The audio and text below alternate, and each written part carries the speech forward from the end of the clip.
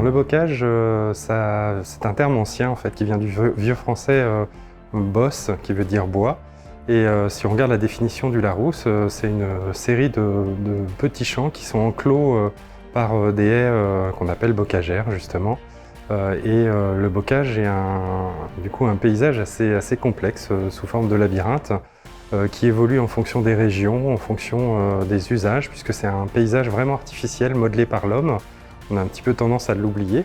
Et donc ce bocage est un élément fort de l'identité des territoires du Grand Ouest français, hein, où il est plus présent et encore bien conservé, notamment plutôt dans le Cotentin.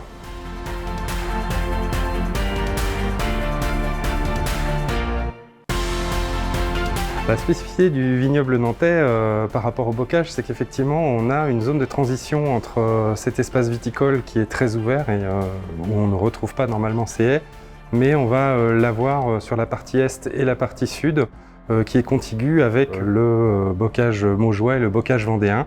Et on va avoir également des transitions vers le bocage du pays de Grandlieu.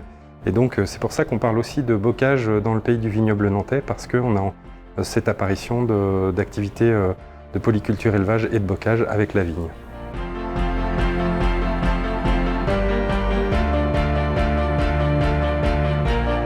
Alors ça c'est une grande question parce qu'effectivement on a une très forte évolution du bocage, notamment avec la disparition des haies pour plusieurs raisons et plusieurs phénomènes. Donc les perspectives pour demain par rapport au bocage, c'est réellement d'essayer de trouver les solutions pour imaginer un nouveau rôle de la haie en réexploitant ces usages anciens qui sont très forts et très intéressants, et de créer ce bocage qui est adapté à cette nouvelle agriculture pour essayer à la fois de préserver ce qui reste en termes de trame, mais aussi d'inventer une nouvelle forme de paysage avec ce bocage qui est culturellement extrêmement fort sur la région.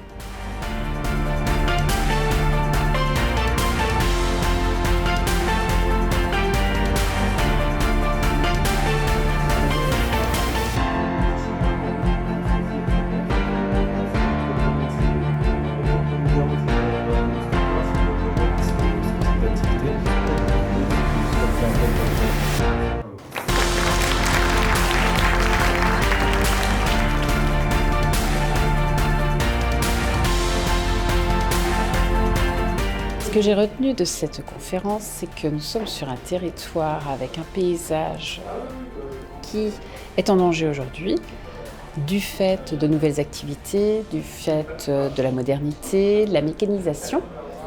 Et ce territoire, ce bocage plutôt, ce paysage, nous devons le préserver ou intégrer ces nouvelles activités afin de continuer à avoir les bienfaits de ce paysage.